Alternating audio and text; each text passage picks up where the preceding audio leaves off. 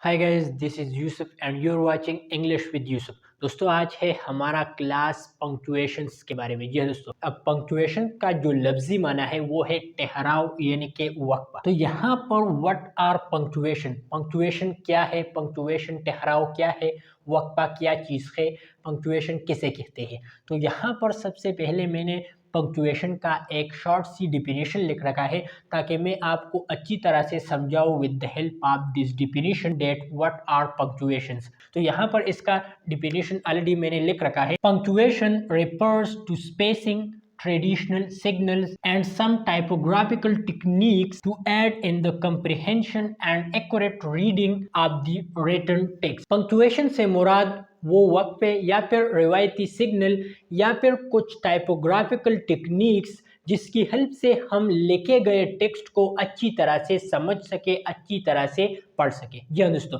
तो उसे जो है आप पंक्चुएशन कह सकते हैं। अब यहाँ पर इंग्लिश लैंग्वेज में कुल 12 पंक्चुएशंस है जिसे हम अभी वन बाय वन हम विद डिटेल एक्सप्लेन करेंगे। तो इसमें जो सबसे पहला पंक्चुएशन है वो है full stop. I think full stop के बारे में आप सभी लोग जानते होंगे। जस्ट एक डॉट होता है, इस तरह से एक डॉट होता है तो इसे फुल स्टॉप कहते हैं। अब फुल स्टॉप हम कैसे यूज करेंगे और फुल स्टॉप क्या चीज है। तो फुल स्टॉप जस्ट एक डॉट होता है।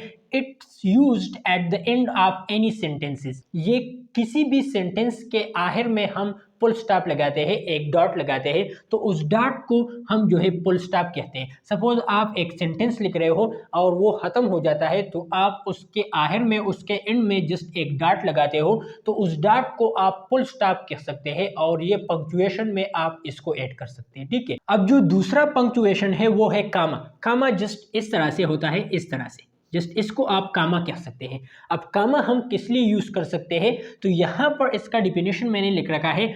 Comma is always used in separating item in series. Suppose अगर आप किसी आइटम को सेपरेट करना चाहते हैं, लिख रहे हैं एक लाइन में और उसको आप अलग अलग दिखाना चाहते हैं तो उसके लिए आप कॉमा यूज कर सकते हैं। सपोज आप लिख रहे हो डॉग, इस तरह से चेयर। सपोज आप चाहते हैं कि मैं डॉग, चेयर, एनिमल एट्सेट्रा, इसी तरह वर्ड्स आप सीरीज में लिख रहे हो और आप चाहते हो कि मैं इसको अलग दिखाऊं ताकि ये पढ़ने वाले को इस तरह लगे कि ये जस्ट एक अलग वर्ड है, तो आप कामा के जरिए उन आइटम्स को जो है सेपरेट कर सकते हैं। सीरीज वाइज में आप जब लिख रहे हो तो आप आइटम्स को कामा के जरिए जो है सेपरेट कर सकते हैं। ठीक है, तो कामा का ये यूज है पंक्चुएशन में। ठीक है, अब जो तीसरा पंक्चुएशन है वो है कॉलन। अब कॉलन किसे कहते हैं, जस्ट इस तरह से दो डॉट्स होते हैं, इस तरह से दो डॉट्स होते हैं तो ये जो है इसे कॉलन कहते हैं। अब कॉलन का क्या यूज है, तो कॉलन का डिफिनेशन मैंने ऑलरेडी लिख रखा है कि ये हम किस लिए यूज करते हैं। It is used to introduce anything in a list. Colon किसी चीज को लिस्ट में जो है जाहिर करता है, इंट्रोड्यूस करता है। सपोज आप एक लिस्ट बना रहे हो और आप जस्ट कह रहे हो कि डॉग। अब सपोज आप डॉग के बारे में डिटेल लिखना चाहते हैं तो जस्ट आप इस तरह से कॉलन लगा के डिटेल लिख देते हैं तो लोगों को पता चलेगा कि कॉलन के बाद ये जो डिटेल है ये डॉग से जो है रिलेट है, ये डॉग के बारे में है। तो कॉलन लिस्ट में किसी चीज को जो है इंट्रोड्यूस कर रहा है। Simple, it is used to introduce anything in a list. ठीक है, अब जो चौथा है फोर नंबर वो है सेमीकोलन। अब सेमीकोलन क्या चीज है, जस्ट इस तरह से एक डॉट होता है एंड एक कॉमा होता है तो इसे आप सेमीकोलन जो है कह सकते हैं। ठीक है, अब सेमीकोलन का यूज क्या है, तो यहाँ पर इसका यूज ऑलरेडी मैंने लिख रखा है। It is always used in the independent class.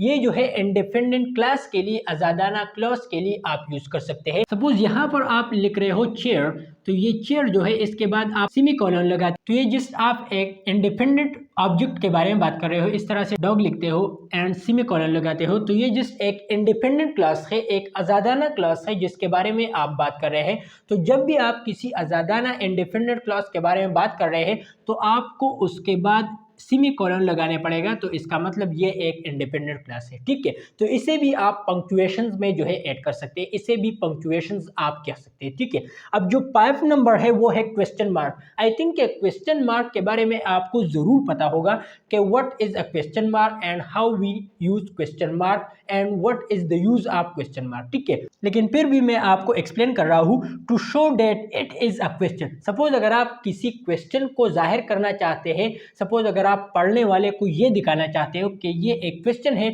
तो उस सेंटेंस के एंड में आपको क्वेश्चन मार्क लगाना पड़ेगा। इसी तरह से क्वेश्चन मार्क होता है, इस तरह से आइकन, इसे क्वेश्चन मार्क कह सकते हैं।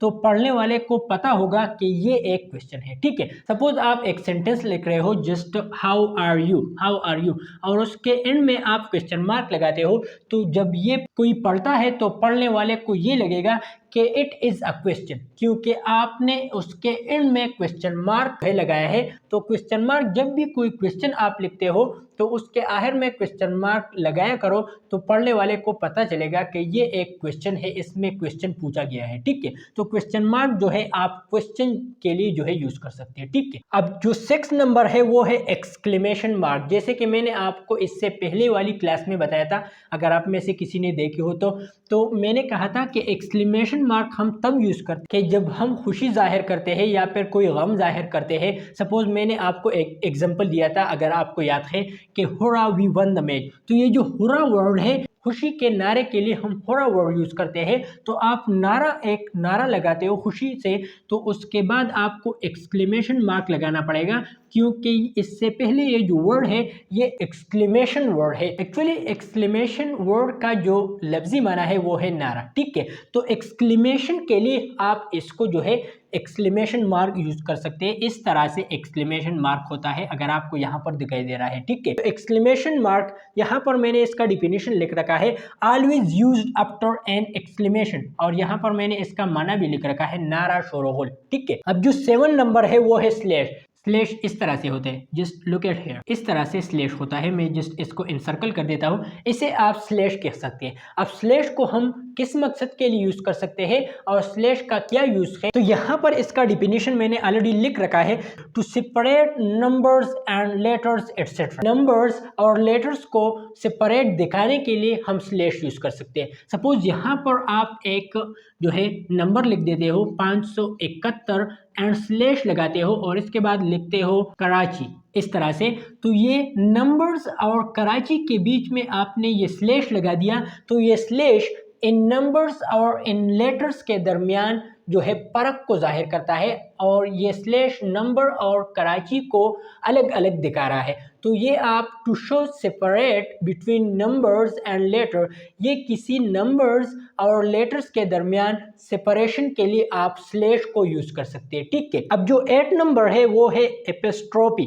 अब एपिस्ट्रोफी किसे कहते हैं, इस तरह से एपिस्ट्रोफी होता है, मैं यहाँ पर आपको दिखा रहा हूँ इस तरह से। एक्चुअली कामा की तरह होता है, लेकिन कॉमा जो है हम इस तरह से नीचे लगाते हैं, और ये जो एपिस्ट्रोफी है हम इसे इस तरह से लगाते हैं। तो इसे आप एपिस्ट्रोफी कह सकते हैं और इसे आप पंक्चुएशन भी कह सकते हैं। अब आते हैं कि एपिस्ट्रोफी का डिफिनेशन क्या है और ये किस चीज के लिए हम यूज कर सकते हैं। तो यहाँ पर इसका डिफिनेशन मैंने ऑलरेडी लिख रखा है, to show when a letter has gone missing. ये उस चीज के लिए यूज कर सकते हैं, सपोज अगर आप किसी चीज को मिसिंग दिखाना चाहते हैं तो आप एपिस्ट्रोफी यूज कर सकते हैं। यहाँ पर मैंने इस वर्ड को आप ध्यान से देखिए, IT एपिस्ट्रोफ, एंड इसके बाद इस वर्ड मैंने यूज किया है। तो एपिस्ट्रोफ मैंने इसलिए यूज किया है क्योंकि इसमें एक वर्ड मिसिंग है। कौन सा वर्ड, वो है इट इज। अगर मैं इसको इस तरह से लिखूं तो ये जस्ट ये वर्ड है इट इज, तो हमने इसको एपिस्ट्रोफ के जरिए हमने इसको शॉर्ट किया है,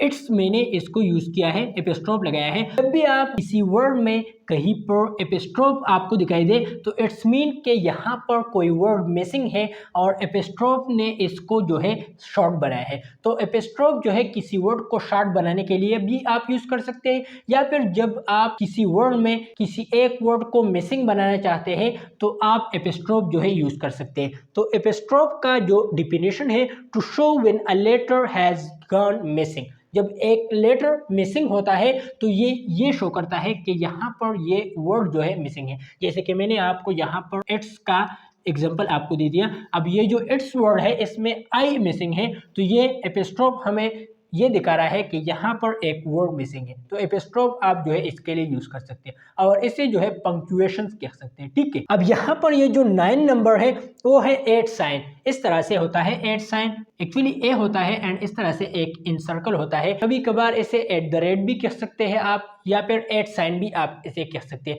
अब एट साइन हम किस लिए यूज कर सकते हैं, तो यहाँ पर इसका डिफिनेशन मैंने ऑलरेडी लिख रखा है शॉर्ट सी, यूज्ड पर an email address, just only पर ईमेल एड्रेस हम इसको यूज कर सकते हैं, किसी और मकसद के लिए इसे हम यूज नहीं कर सकते। सपोज जब भी आप कोई ईमेल लिखते हैं तो जस्ट इस तरह से, जैसे कि मेरा ईमेल है englishwithyousuf@gmail.com, इस तरह से englishwithyusuf@gmail.com। तो ये जो @@ साइन है इसे हम ईमेल या फिर जीमेल के लिए इसको यूज कर सकते हैं, सिवाय इसके इसका कोई यूज नहीं।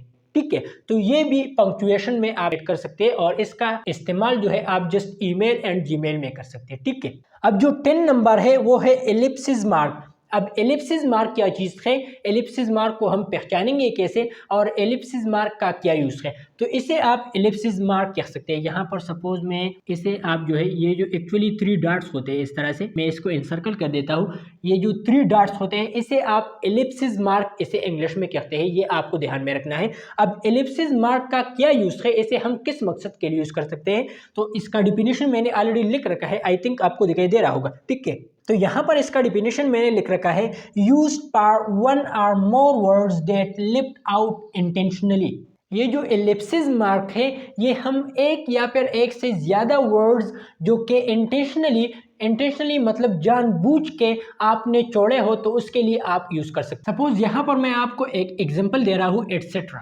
ETC हम लिखते हैं एंड जस्ट इस तरह से एलिप्सिस मार्क लगाते हैं, तो इसका मतलब है कि हमने जानबूझ के कुछ वर्ड जो है यहाँ पर छोड़े हैं। सपोज अगर आप एटसेट्रा को पूरे वर्ड से लिख रहे हैं तो ये इस तरह से ETCETERA इस तरह से एटसेट्रा वर्ड होता है, तो हम जस्ट शॉर्ट फॉर्म में इस तरह से लिखते हैं ETC and just Ellipsis mark लगाते हैं। तो इसका मतलब एलिप्सिस मार्क का मतलब यह है कि यहाँ पर जानबूझ के आपने कई वर्ड जो है छोड़े। ठीक है, तो जब भी आप कहीं पर बुक में या फिर किसी भी जगह पर आप ये एलिप्सिस मार्क देखें तो इसका मतलब होता है कि यहाँ पर एक या फिर एक से ज्यादा वर्ड जो है जानबूझकर जो है छोड़े गए हैं पर शॉर्ट।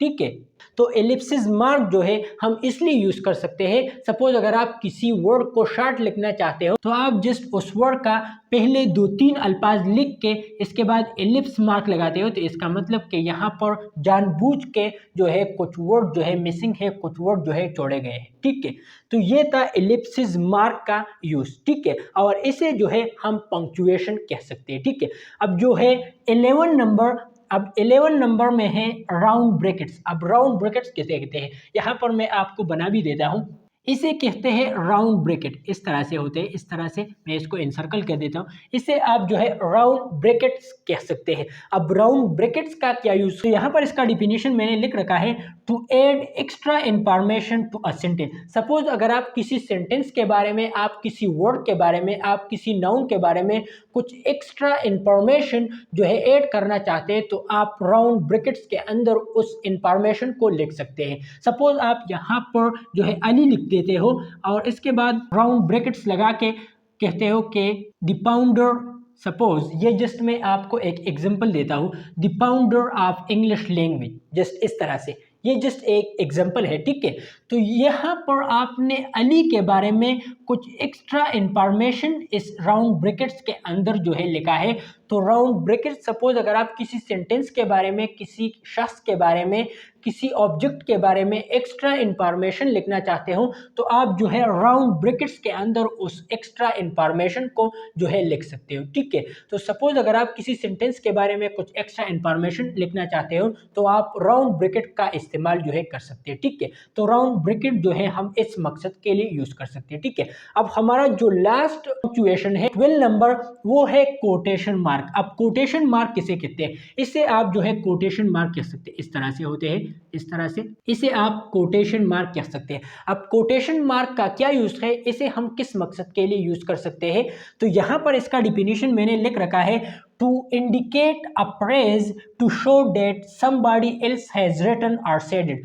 सपोज एक स्टोरी है और उसमें कोटेशन मार्क का यूज एक सेंटेंस, एक स्पेसिफिक सेंटेंस या फिर एक स्पेसिफिक वर्ड के लिए यूज किया गया है, तो इसका मतलब कि इस कोटेशन मार्क के अंदर जो टेक्स्ट लिखी गई है या तो फिर ये टिक्स किसी ने कही है या फिर ये किसी का कॉल है, तो इसलिए ये कोटेशन मार्क के अंदर जो है लिखा गया है। सपोज अगर आप किसी के कॉल को लिखना चाहते हो तो आपको कोटेशन मार्क के अंदर उस कॉल को लिखना होगा, तो उसका मतलब कि ये किसी और ने कहा है और ये किसी और से बिलोंग करता है। तो कोटेशन मार्क के अंदर आप उस सेंटेंस को, आप उस लाइन को, आप उस वर्ड को लिख सकते हैं। तो कोटेशन मार्क इसलिए यूज होता है to indicate a phrase, to show that somebody else has written it और सेड इट, कि ये किसी और ने या फिर लिखा है या फिर कहा है, इसलिए आपने कोटेशन मार्क के अंदर इसको जो है ऐड किया है। ठीक है, सपोज यहाँ पर कोटेशन मार्क के लिए मैं आपको एक एग्जांपल देता हूँ। यहाँ पर मैं एक सेंटेंस लिख देता हूँ जो कि शेक्सपियर ने कहा है, लेंड मी योर एयर।